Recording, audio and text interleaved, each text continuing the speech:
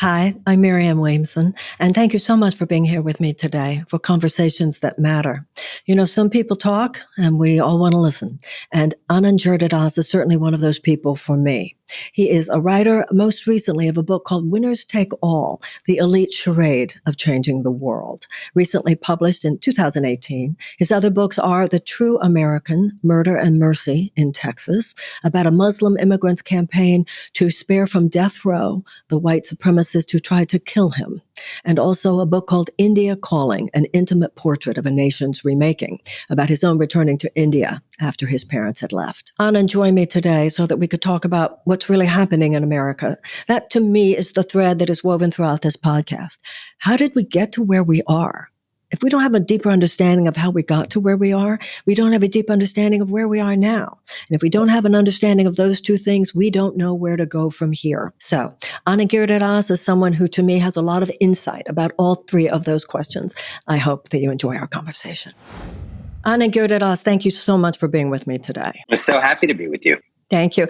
I want to tell you two anecdotes that will explain why, when I read your book, Winners Take All, I had this huge yes. You know, there's in James Joyce, I think I'm not sure which book, but he says somebody is almosting something.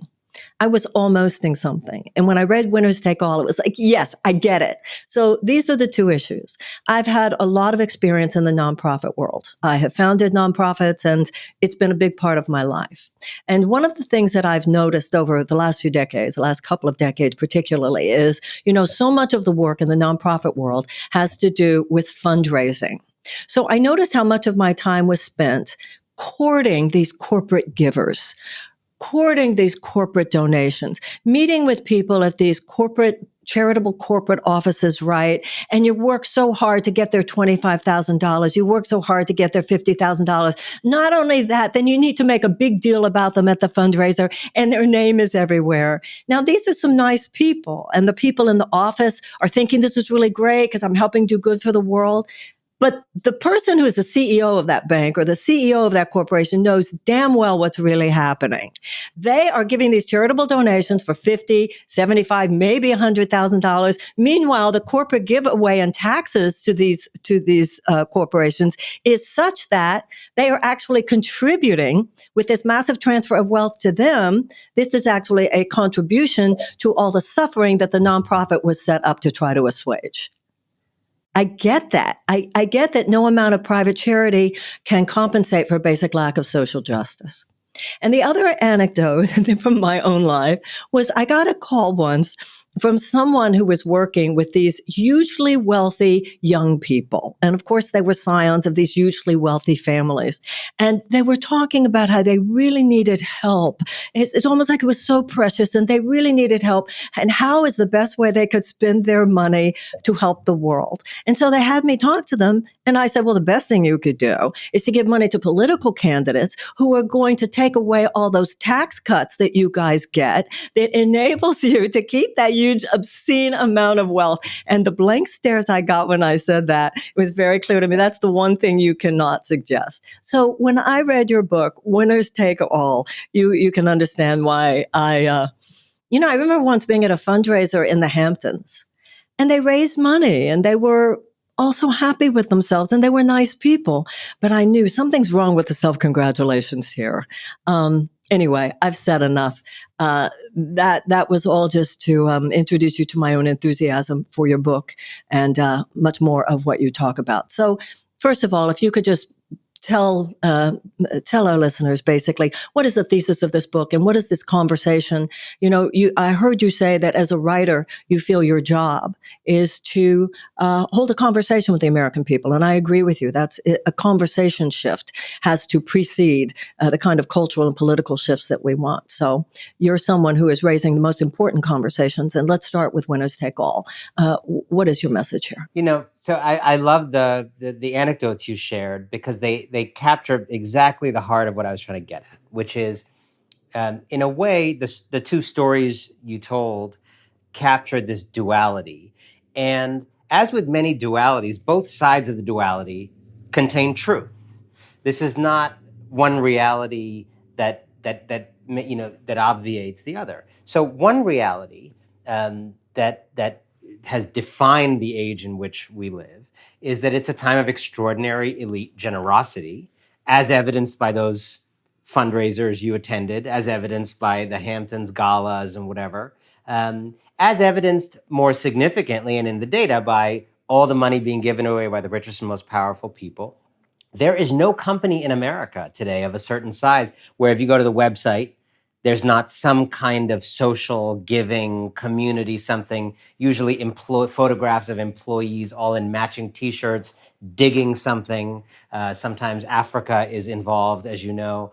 A lot of those, rich hedge fund guys, they collect bracelets every time they go to Africa, just a different Africa bracelet. It's the mark of being a successful hedge fund billionaire. So we live in this age in which it's the philanthropy that's happening, but it's also all these new modalities for helping poor people. It's impact investing. We're going to make money, returns for shareholders, and help the poor. It's social enterprise. Our money, our business is going to make money for us and help others. It's double bottom line, triple bottom line, which is something my 2-year-old has, but apparently is also a really important business concept.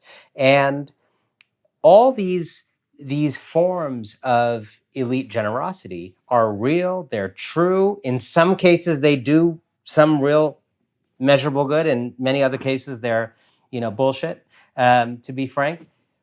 But the more interesting thing to me is the second half of the equation you lay out from your anecdotes, which is those facts of generosity stand alongside another stinking set of facts.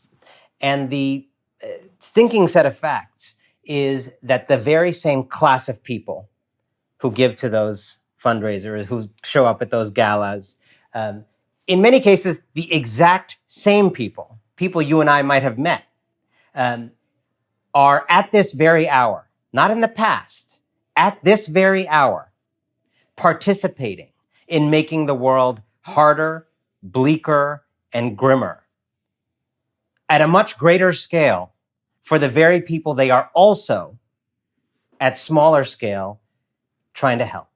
And so you can talk about Jeff Bezos creating a preschool for low-income children, even though Jeff Bezos is one of the great reasons why there are low-income children in America. In fact, there is no such thing as a low-income child. There's really low-income, adults who are low income because people like Jeff Bezos and his friends underpay them and bust their unions and many things you talked about in the campaign. We can talk about the fact that Sheryl Sandberg is offering women advice on leaning in. Just raise your hand more, ladies.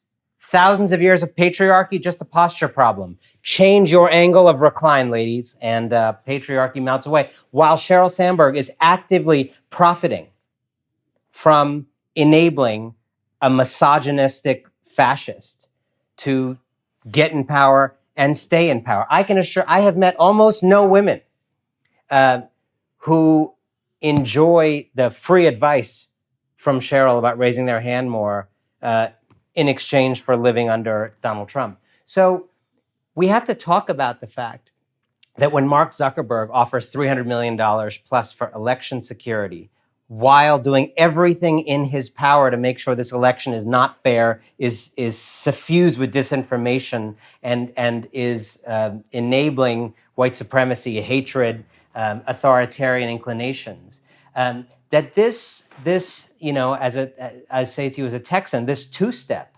of hurting communities as your day job, and then minorly helping some of the people in them in a performative way that actually allows you to go back to your day job of hurting communities, is a two-step that has to stop. Man, I love you and I love what you say. And I also notice, having watched you for a while, you're coming out and laying it down more forcefully than ever. And thank you so much. And one of the words, of course, that's left out is the word tax. I think that the tax structure is the primary weapon used by the elite, a system of elite that has facilitated this massive transfer of wealth. In 2017, the $2 trillion tax cut, where 83 cents of every dollar went to the richest corporations and the richest individuals in order that they might do exactly what you're doing. And the whole system is set up to protect itself. So that when you talk about all of these charitable acts, basically, even though many of them, at least on first of all, I think on the level of the CEOs of this company, they know exactly what they're doing good as we're doing well, and the triple bottom line and all of that. But the system has become so infused with this kind of thinking that too many people they're like fish in a sea, but they don't see how toxic the sea itself is. One of the things that I heard you say in an interview was how many of these people are not coming from a larger understanding of the humanities and a larger understanding of philosophy and a larger understanding of history. And I think that that's part of the problem here. The ethos of business has taken over everything. It has so infused our culture to the point where you're almost not allowed to question that the short-term corporate profit should be the bottom line.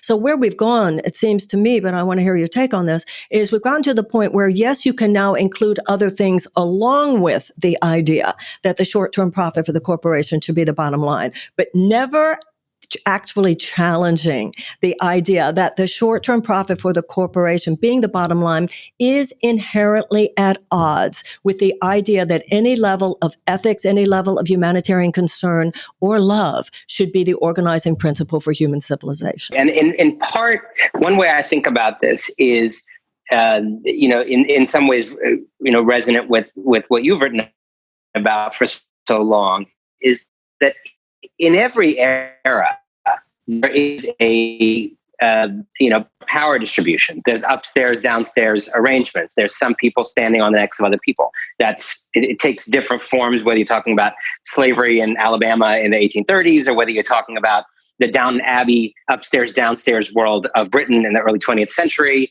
or the caste system where my family ancestors came from in India. And those all are different, but what they tend to have in common is that they're all quite fragile as systems, right? Because there's usually many more people on the bottom and very few people on top. What those systems always need is to invent their own spirituality, you could say. They always need to invent their own kind of moral ecosystem that turns the awful into kind of falsely righteous seeming. And those stories are different depending on where you are. So in the Downton Abbey world, the story is, this kind of hereditary dignity of these people who live in the castle, and the fact that it is an honor and a privilege to serve them, and that they're stewards of the land, and that in fact the land and this countryside and this heritage would be better off if it was stewarded by these people who, have the tweed and they have the boots. It's just easier to let them stay in charge. In the Indian caste system, it was a story about, Brahmins and being closer to God and priestly wisdom and that kind of thing. In this country, it was the invention of race and racist ideas about the naturalness of white supremacy and of Black inferiority. And it's really easy when you look at some other time and place and their, fraudulent spiritual ecosystem, it's really easy to see it as fraudulent. You see the Downton Abbey thing, you're like, how did everybody believe this? How did the people downstairs, many of them, believe this, right? How was this white supremacy story concocted in this way that people... But what's terrifying is that you realize, gosh, there must be one of these for now, for us. We must be living in one of these stories too. That's the water in which we are fish. And so then the great challenge becomes to figure out, what is that story for me, for now, for us in our time?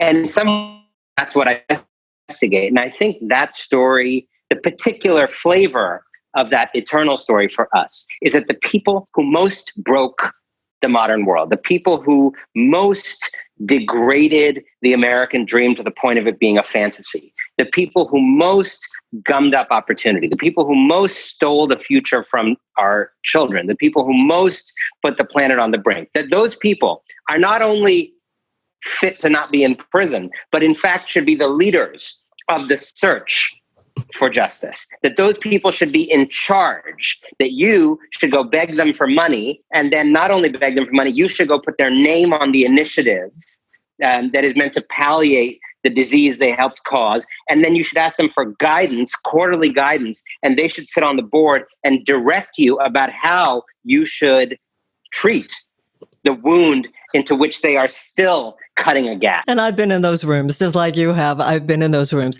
It seems to me that one of the reasons that the false story, the news story that is so deadly, as you describe, one of the reasons it has been able to take hold of us is because we've lost the plot in the United States with the story of American democracy.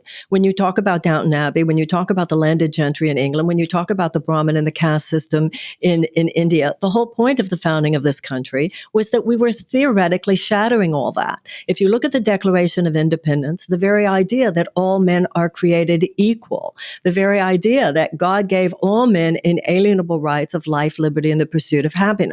Now, those core principles, 56 signers of the Declaration, 41 of those signers were slave owners. So nobody is saying that we have ever fully embodied or made manifest those ideals. The struggle between those who would make them manifest versus those who would transgress against them has always been with us, no less in this generation. And as you argue, and I agree with you, even more in this generation than in some.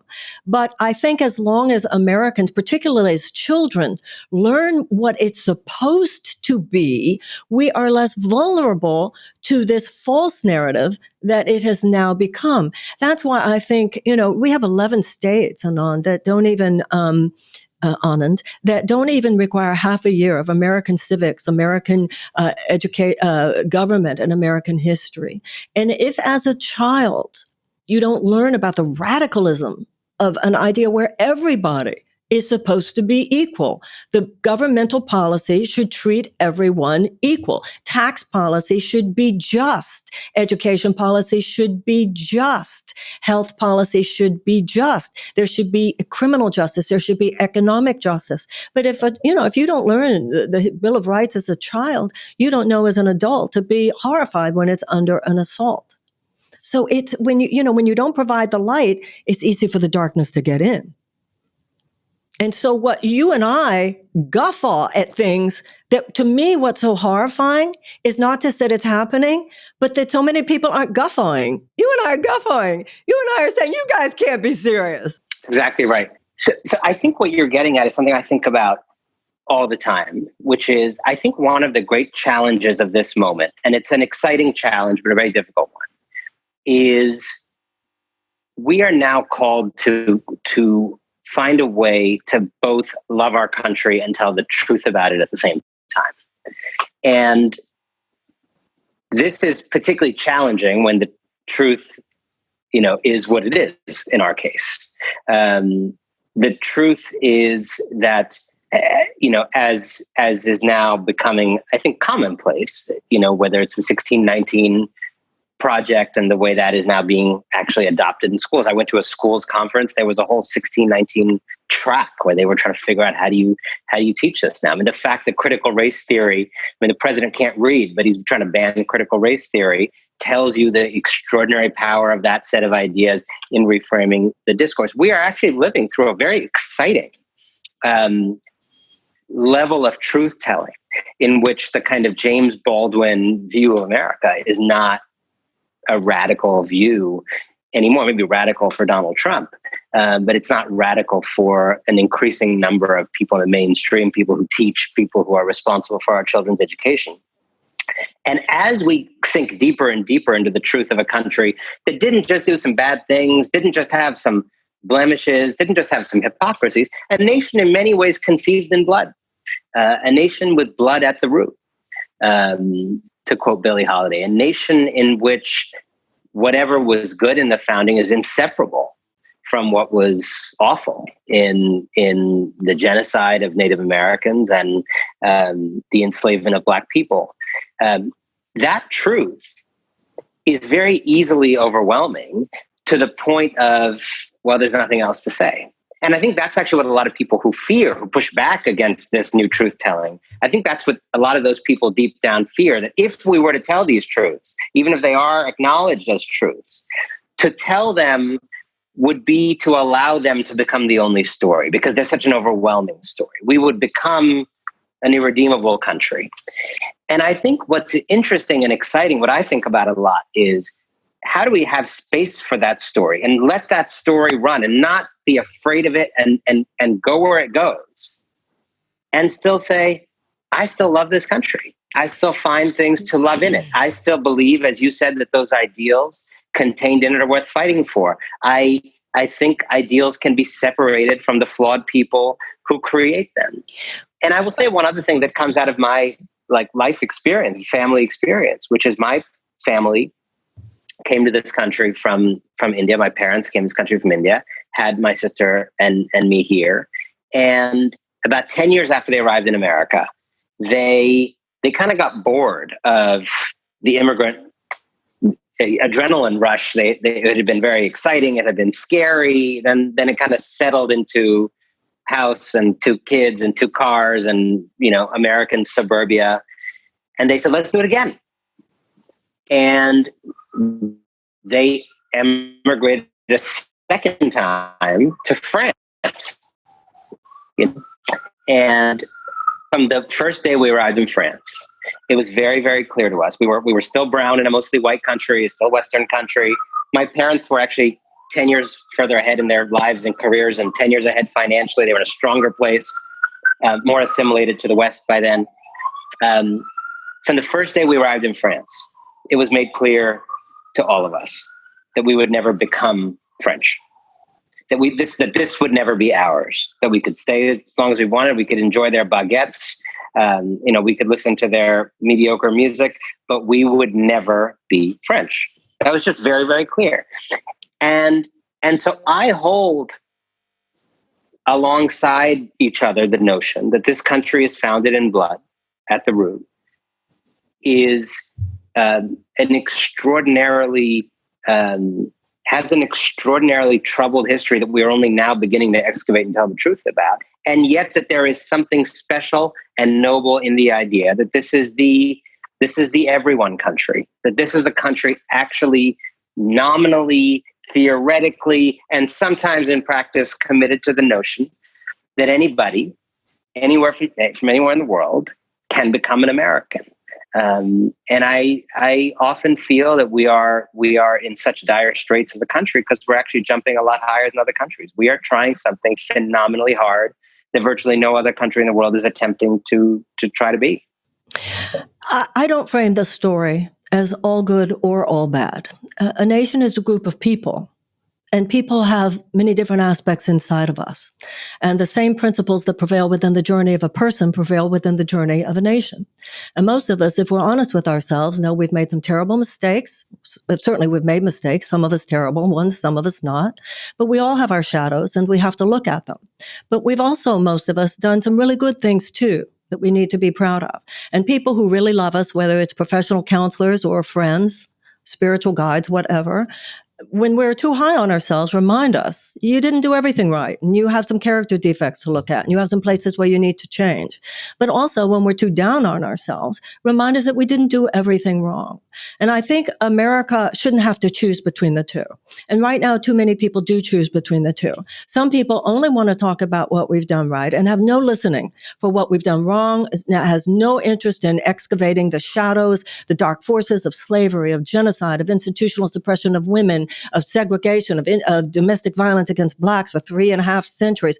They don't want to go there because, as you said, they're afraid if we go there, that story of all that we have done wrong will replace the story of what we've done right.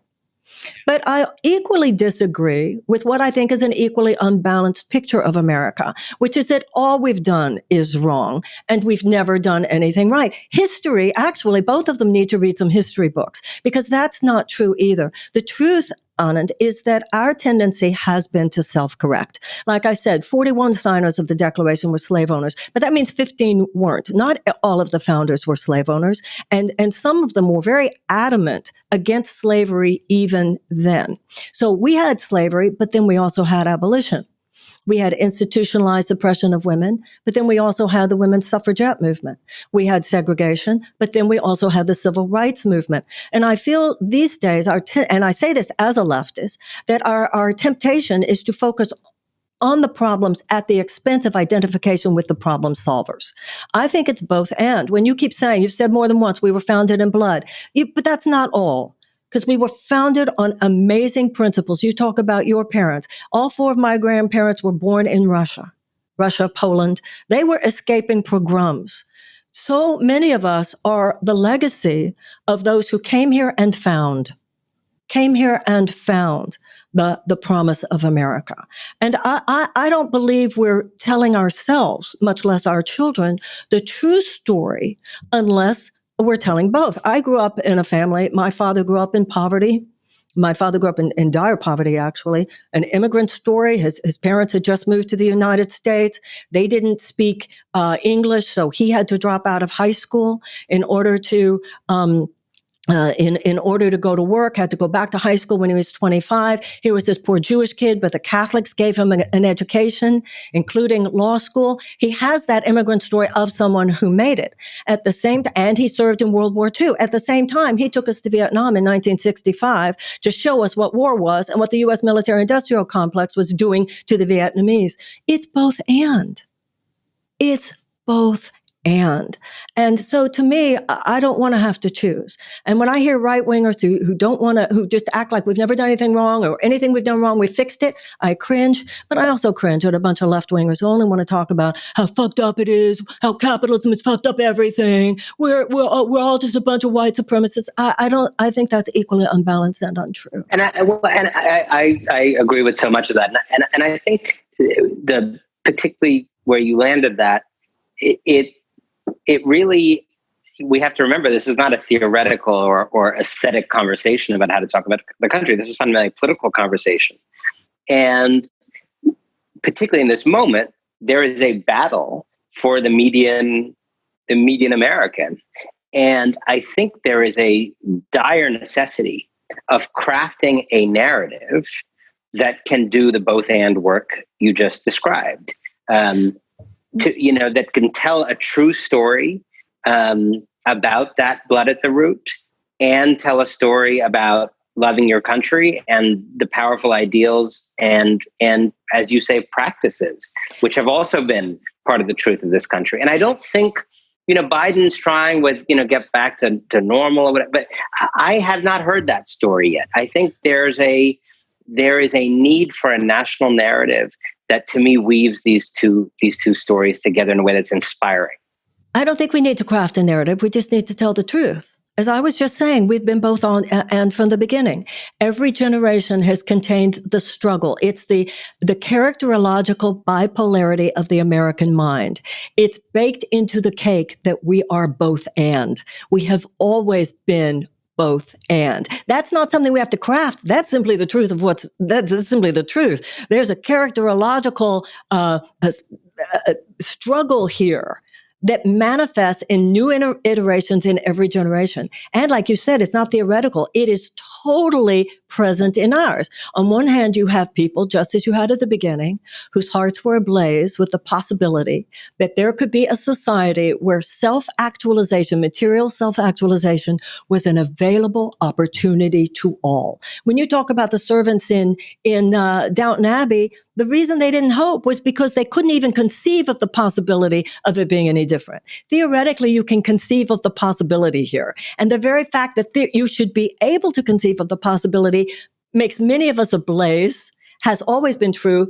You're ablaze with it. I'm ablaze with it. Millions of people are ablaze with it today, even more than usual because of its opposite that's so on display. But it is also true, as it was true then, as it is true today. Whatever the technological power of that age is, as usual, have a lot of power over the functioning of the government, whose view is, no, we will not be doing that, who systematically transgress against those principles, sometimes even in the most violent, wicked, and heinous ways. That's not something we have to narrate. That's simply the case. And I think the more you know American history, the more you see. It's just like when you go to therapy and you learn about your family, you with yours and the immigrant experience of your parents, the immigrant experience of my grandparents, we understand where we fit in. And I think part of the problem is that not enough Americans know the historical narrative, because when you do know the history, the narrative today is obvious. And what you realize is that the most American thing you can do is push back. That's what the abolitionists did. They pushed back. That's what the women suffragettes did. They pushed back. That's what the civil rights movement did. They pushed back. That's what the union organizers did. They pushed back. Those who established child labor laws pushed back. And I think that's what you and I are both grappling with now, is how many people who theoretically should be pushing back are actually identifying with almost a Stockholm syndrome at the people upstairs. Like somehow, if I identify with them, I can get upstairs. Exactly right. And I think, there's what's also powerful in the both and story is that it is a way of telling people that America is like each of them. The battle of light and darkness. All it is a group of people. Yeah.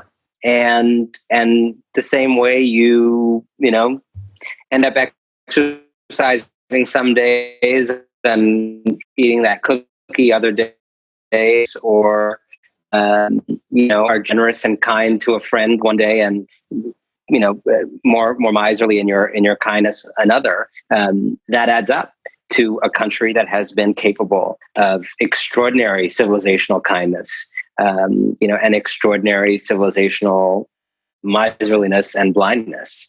And I think that's relatable to people, but I just don't hear. I hear particularly in Biden, a kind of a story that is an attempt to paper over this struggle instead of to level with people about it's okay. We're human. We're a human country. When you go into a court of law, you take an oath to tell the truth, the whole truth, and nothing but the truth. So the corporatists of both political parties, too often the Republicans don't seem to care about the truth at all. But too often the Democrats tell the truth, but not the whole truth and not nothing but the truth.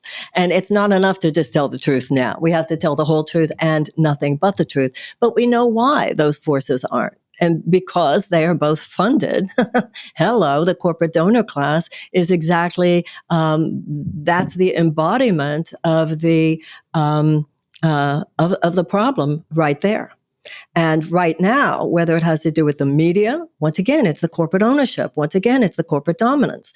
Whether it has to do with the media, whether it has to do with our political system, or so much. One of the things that I've heard you talk about, there are things you can say and then things you're not allowed to say. And it seems to me you can say everything up to the punchline, but don't dare say the punchline. Because if you say the punchline, then you're actually puncturing the system.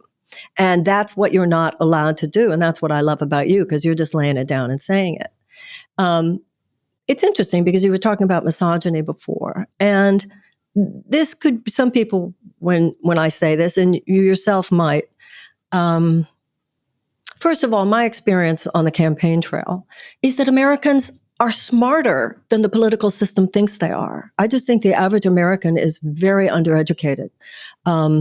Morally, spiritually, and intellectually about the history of race in the United States. And I found that when I would give like a 10-minute thumbnail sketch, 1619, the first slave ships come over, slavery as an institution lasts for 250 years, revs up in the early 1800s, 4 to 5 million formerly enslaved people at the end of the Civil War, another 100 years, followed by another 100 years of domestic violence in the form of segregation. Talking about what reparations were when the Germans gave $89 billion to Jewish organizations, talking about what the Civil Rights Act did, talking about the Voting Rights Act. But we're good and decent people. I believe that. And when you give people the facts in a way that actually holds things together, when you give people a chance to be noble, they're noble. When you give people a chance to be intelligent, and I agree with you about Biden, which is, let's not really go there. Let's not talk about the deeper truths, which to me, is what the Democratic Party should be. Yeah, and I think that, and it doesn't. I think the fear is that going there, you lose votes, and I think it's the opposite. I agree. I mean, to be clear, I mean, I in the contest between Joe Biden and the fascist that is Donald Trump, there's no contest for me. And I agree 100%. But I think when I was, listening to Joe Biden, who, has a record on race that is troubling to a lot of us, and yet seemed to be making an effort, this summer and fall to try to go further than he has on that, to talk about systemic racism, talk about not just his own, lifeguarding stories and whatever, but actually kind of even risk his standing with the police, which the New York Times did a good story about how much he's actually hurt himself with the police by even just using phrases like systemic racism, which just tells you how messed up our police are, that, they carry a gun, but the phrase systemic racism just hurts their feelings so much that they shut down. And it just seemed to me that, I'm not a political professional. You've run for office. I have not. It just seemed to me Joe saying systemic racism in a speech is fine. The really good speech that I wanted to hear was a 77-year-old white guy talking about the education of a 77-year-old white guy in the 20th and 21st centuries in America. Tell us what it was like. Tell us the racist things some of your relatives said growing up. Tell us your discovery of race. Tell us what you didn't see and then what you did see. Tell us how you were, lost and then you were found. Tell us, the revision of your visions around race. Tell us, why when the crime bill happened, and don't just say, well, I shouldn't have done this or that. Tell us why. What was the collective delusion? Because everybody was for it, and in that time and place. But talk about, the ways in which you have learned about the difficulties of seeing from different angles. And there's a way to do that, to tell that story in a way that would be so relatable to those white people you're talking about in New Hampshire and Iowa, because it's their journey, right? It's the journey of decent people who have unwittingly upheld indecent systems. And that failure to me to just really, really go there and really, really talk through, what is the white version of Obama's race speech in Philadelphia from 2008, right? We need to hear the white version of that speech, which is, I'm a decent person, but I have in my life been part of upholding indecent systems in this, and this way. I now look back and realize how it happened. And that's why I have this plan, this set of remedies, this new approach born of that set of experiences. It would be so amazingly powerful. And I think it would win more people over by walking them through it. It's something I think about a lot in my books, that you often have to, you have to create the way of telling the story in which you are most proximate to the experience of the lay reader, right? When I wrote a book, my first book was about India and being a foreign correspondent in India. And I was kind of like a New York Times, like detached, here's the story of India, even though my family had come from there, even though I was having a, very interesting set of personal experiences there. That was all out of the book. It was just like, here's how India is changing. And I had this brilliant book editor who was like, the proxy for the reader is a young American going to India and being like, what the hell is this place? And then trying to figure it out. That experience of mine was what most connected me to the experience of a random reader in America. And that was also a true experience of mine. And it's the same thing as far as I understand it in politics, which is don't just throw the phrase systemic racism into a thing. Tell us the story of your education that might allow those miseducated people you're talking about, to give them space and permission to educate themselves. Well, it's interesting because on one hand, we both agree that politicians underestimate the intelligence, the decency, and the dignity of the American people. But I see the other side of what you're saying as well. Bill Clinton was filled with, I feel your pain. Obama was filled with all those personal stories that made you feel like, yeah, he's one of us. But let's look at the policies. Let's look at how the neoliberal policies did not actually address some of the systemic problems. And in fact, was no different than everything else you talk about, the do-gooding corporate executives who talk about doing good, want to do good, but actually behind this curtain there, they're actually fortifying, building up fortification for the problem. So when you say you wanted him to tell his story, when he talks about systemic racism, you want him to tell his story, you know what I want to hear? I want to hear policy changes. That's what I want to hear. I want to hear the policy changes that are actually going to limit and dismantle systemic racism. I agree with that. I think part of what I'm suggesting is the political space to do that, to get that done, depends on changing a certain number of minds in this country. And someone in Biden's position who can speak honestly to white, more rural voters and disarm them and say, it's okay to grow on this question. It's okay to have racial blinders and then work on them. It's okay to not know the right terms for things and then try to learn them. It's okay. Might create a coalition for those kinds of changes that there just isn't. But let's even talk about that. My experience would lead me to believe that many white people in rural America want to know, why aren't we talking about our poverty? And so he could come in and say, it's okay for you to change on this. That white person's still going to say, you motherfucker, what about me?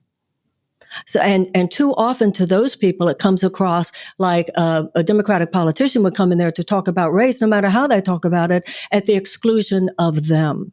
That's exactly what I meant by the narrative and the story, because, and there's been research on this, the way to do that, where you can go to rural West Virginia and talk to a white audience about what has happened in an age of plutocracy and division. And you can take that same message to the south side of Chicago and tell a mostly Black audience the narrative. It's very hard. There are very few people who are able to thread that needle. I think the most, at least from what I've seen, one of the most effective messages on that is, the very basic message that the richest and most powerful people are running this country and running into the ground. And their strategy for preventing, coalitions rising up against them is turning, people against each other. But Anand, that's not a narrative. That's simply the truth. We need to drop this word narrative. It's talk about the elite, talk about Aspen Institute conversation. What is the narrative? Even that's like a marketing, what should we tell them rather than, I don't know, maybe we should tell them the truth. It's part of that performative thing you were talking about. Because when you talk about what you just said, what do you say to rural people? It's what big agriculture is doing to you. It's what the corporate conglomeratization, starting in the 80s when the small farms were destroyed because of big ag coming in and the big banks being in cahoots with them. So really, the enemy is the same no matter what neighborhood you're in. And the enemy is what you're saying. It's the enemy of democracy, which is what you said. And that's not the narrative. That's just the truth. And our political system too often is unwilling. It's not that they're unable. It's not that they don't know the narrative. They don't want to, because they know where their money comes from. And until we get money out of politics, none of that's going to change, no matter what narrative they come up with. And I've been in the rooms. Before I ran for office, I was in the rooms where they wanted, Ms. Williamson, we know that you're a powerful communicator. Can you tell us what we should say? And it was like, what do you mean what you should say? I heard that, but it goes back to what you were saying before. You can say this, you can say this, you can say this, but you can't say that. And what we need to say is not just a narrative, it's a truth of what you just said. And what is true today is what was true in 1776. I agree with that. But in defense of narrative, I would just say there's a lot of things that are true. There's more things that are true than can be said on a debate stage or in a speech. There's more things that are true than can be said in an entire presidential campaign. So there ends up being selection. And if you think about, let's say, an issue you and I agree on in terms of Medicare for all, universal healthcare is a human right. If you take, healthcare is a human right, I think that's a truth, but it's also a narrative. It's a particular way of telling the story that works in some places and doesn't work in others. It is going to win over some people or rile up people you already got, and it's not going to win over others. The language of human rights is more salient in some places than others. The same issue I'll give you an example of something that I've heard traveling around the country talking to people. You ask folks in less, less lefty parts of the country how they think about that issue, and something that comes up a lot is the ability to start a small business. Right?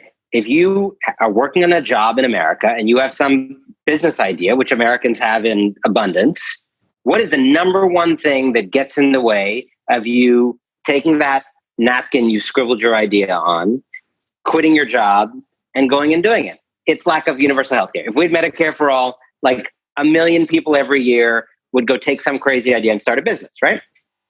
That's just as an example. That's a truth also. And the idea that it's a human right is also a truth. What I'm saying to you is, I think there is some place for a strategy around, if I want Medicare for all to get done, I got the people I've got, but I got to get 10 or 20% more people to overwhelm those forces of money and power who are obstructing it.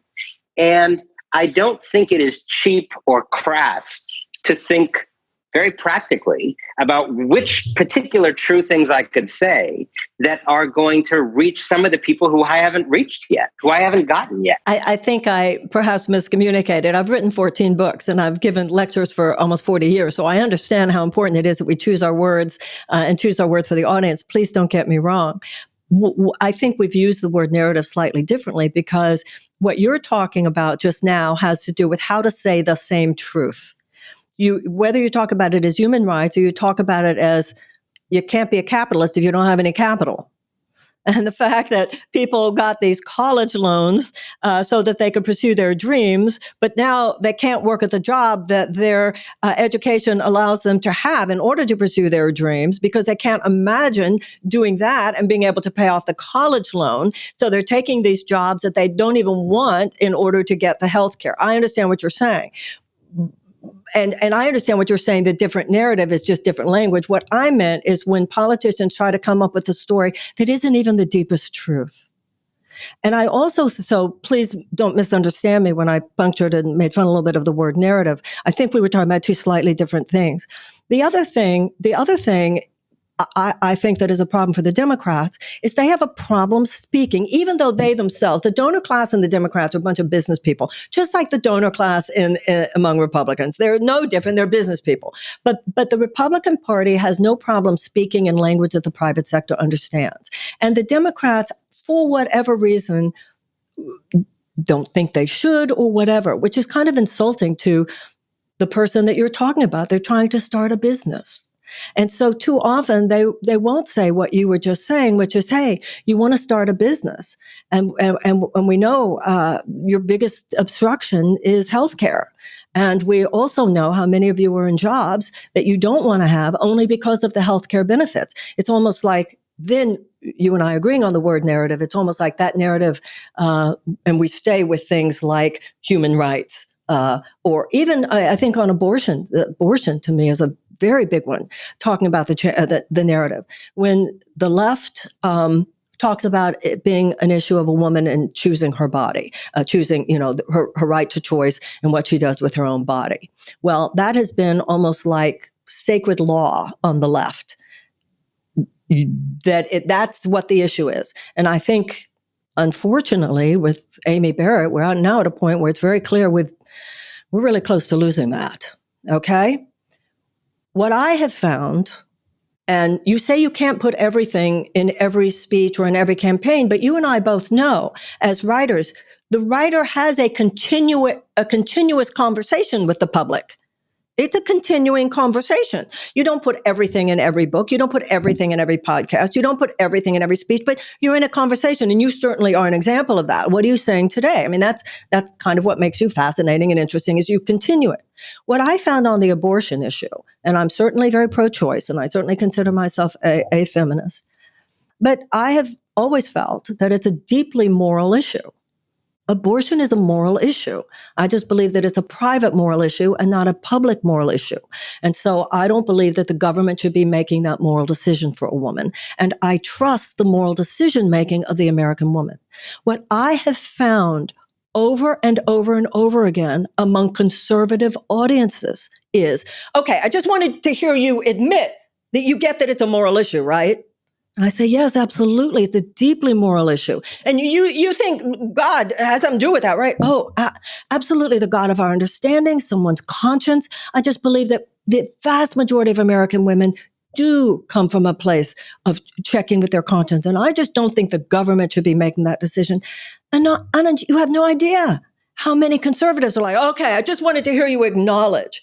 So that's where your conversation about narrative is so important, when on the left we come across as very effete and precious and almost over-intellectualized in a way that does not speak to people's experiences and does not speak to their moral values. And I think that the part of the reason for that, and I don't think it's only the left, I think it goes all directions, in part because we have not just fallen out of love with each other as a country in this age of division. I think we've fallen out of basic knowledge of each other, right? I mean, falling out of love was step one in this kind of tribalizing of American life.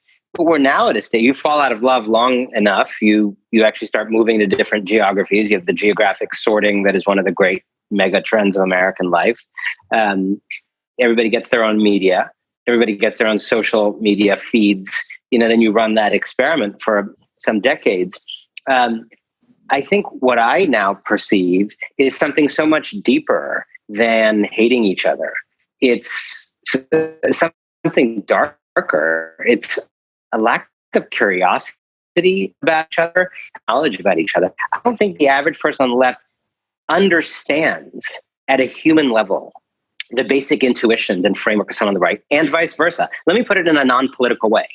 I don't think the average person in this country, setting aside the matter of writing skills, but if we just gave people a lot of writing skills, I don't think the average person in this country would be able to write a fictional character of the other side compellingly.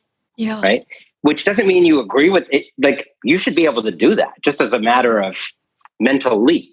Right?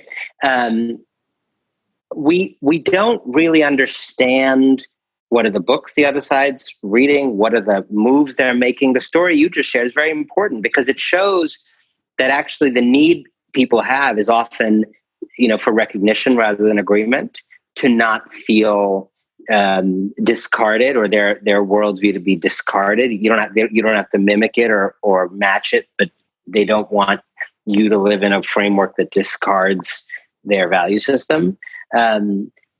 And I'm guilty of this. Maybe you're guilty of this. I think we're all guilty of this. We don't live with knowledge anymore of the kind of psychological experience of being other types of Americans. I think not only do people want their values acknowledged, they want their pain acknowledged.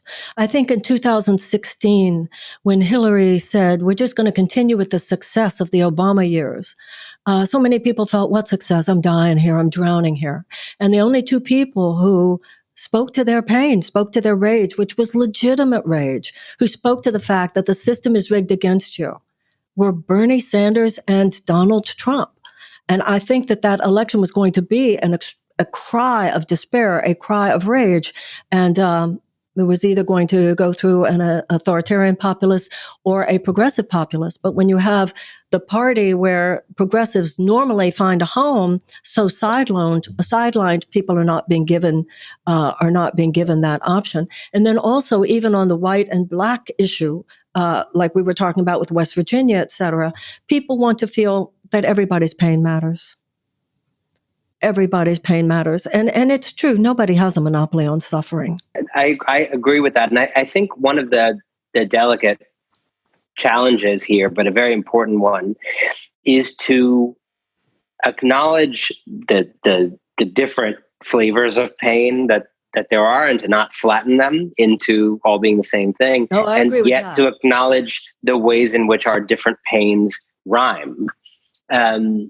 So I'll give you an example of something I talked about a couple of years ago in this talk at the Obama summit. And it's something I think a lot of people agree with at a theoretical level, but also have a little difficulty with. So if you say there is a white man in Arizona, older white man in Arizona, which I think has the fastest rate of demographic change in the country, in the sense that the people born and the people dying are the furthest gulf, if I'm not mistaken, of any place in the country.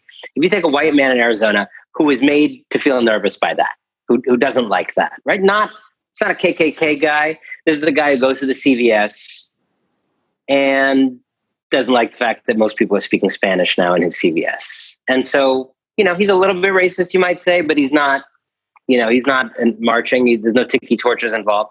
Okay. Now, if you then, on the other hand, take in my borough of Brooklyn, New York, a Black woman who sees the neighborhood gentrifying and becoming very wealthy and white quickly. Okay, you take these two people and their two pains. Now, in many formal ways, first of all, their pains are going to go to opposite places politically. She's almost certainly going to be a Democrat. He's almost certainly going to be a Republican.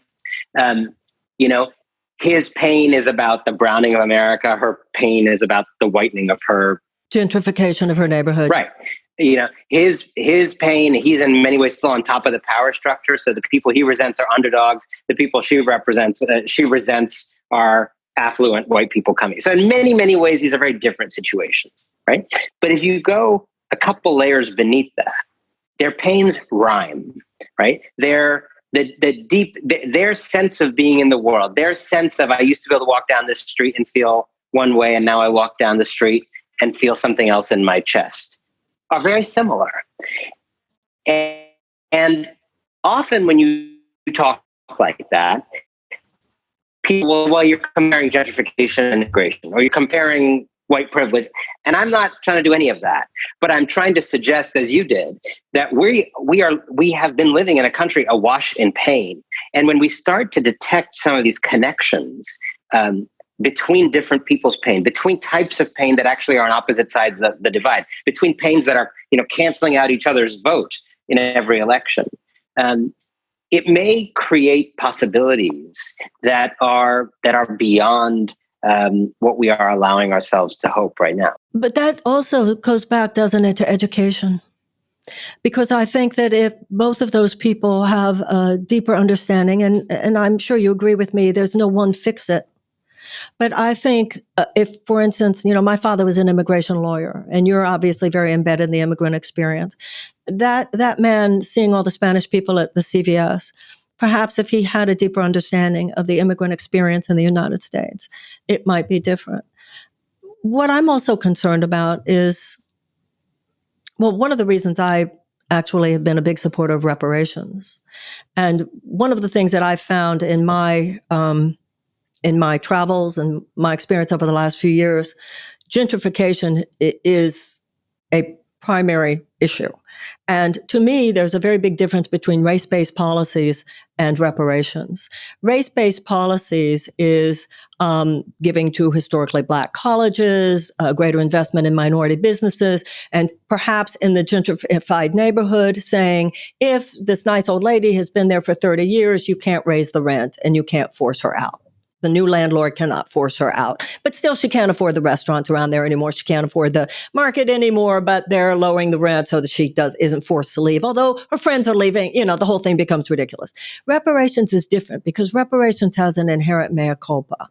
Reparations is an acknowledgement by one people of a wrong done to another, and a willingness on the part of the people to pay it. In my reparations plan, which would be somewhere over $500 billion, the way I saw it, which would be given to a reparations council, that this hundreds of billions of dollars would be given over 20 years, let's say. The way I imagined it, thinking particularly in terms of gentrification, was, there are a lot of seriously wealthy Black real estate moguls in this country. And what I loved about the reparations plan, there's a difference between giving people charity and actually giving people the capacity to create wealth. Reparations is a wealth creating plan. Race-based policies is a little bit of economic justice here and a little bit of economic justice here, but it doesn't really break the chain with the basically fundamentally unjust system. So one of the things that I imagine for reparations is that you would have a committee, let's say, of real estate guys, and they would look whether it's in Charlottesville or Greenville or any of these cities where gentrification is such an issue, and they would just buy 5 blocks. Just buy the 5 blocks. You have the money. And so even with the woman who's so upset about gentrification and she's going to the left, the other guy's going to the right, on neither the left nor the right, And I think you and I agree on this. Are they going down into the deeper conversation? You're not going to get deeper solutions until you have a deeper question and a deeper conversation about what the problems are. And to me, a plan like that, and so many of the things we've talked about, give us an opportunity to really get to the root of the problem. But until we get to the root of the problem, which in that case is realizing that the economic injustice done to Black people in America is so great that reparations are due them. And I don't see where just talking about our own experience is going to fix that, although I totally agree with you. Trusting, when you were talking about Joe Biden talking to an audience and sharing his amazing grace moment, I was blind and now I see. I used to not get it, guys, but I get it now. I agree with you. The emotional trust with an audience is important and imperative to political communication. But I know, as you do, and why I admire you so much, Anand, is we've got to have a deeper conversation about what's really going on in this country. And that's why I appreciate you so much. And you are someone who, every time there's a podcast, every time there's an article, and I'm sure, I don't know what book you're working on next, but you are one of those people who I want to know what Anand thinks. I really appreciate that. And I have to say, your voice during the campaign was just so incredibly powerful, and to see that level of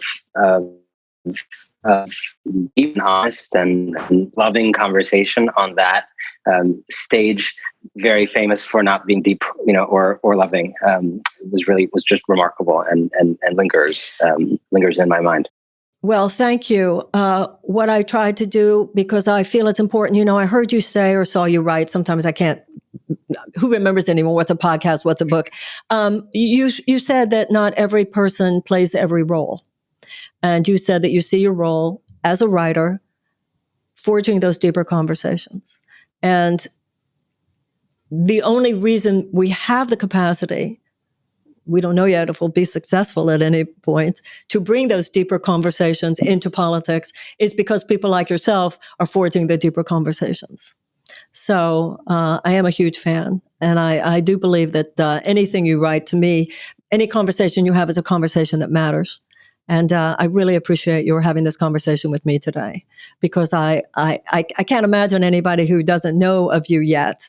But I hope that there are people even who already know your work, who got a deeper sense of some of the nuances of your profundity. So thank you so very, very much. Thank you. Thank you for having me. God bless you, honey. Thank you. So that's it. Thank you for being with me today. I very much enjoyed my conversation with Anand, and I hope that you did as well. There has been a massive transfer of wealth in the United States over the last 40 years, to the point where 0.001% of all the people in this country own a vastly greater amount of the resources of this country. We have 1% of all Americans who own more wealth than the bottom 90%. But it's not just the economics that we want to talk about here. We want to talk about the damage this has done, most specifically to people's lives. Understanding what has happened, understanding what is happening, is giving us a way to figure out how to unravel this situation, to make it better, and to put this country back on track. I feel that today's conversation was part of that larger way that we come to a deeper understanding, and I hope that you did too. I also hope that if you have any questions that you'd like me to take on, today's conversation was kind of long, so we don't have time to do it today. But if you want to, write to me at Marianne@castmedia.com, and we'll talk about whatever you want to talk about. Thank you so much. Have a great day.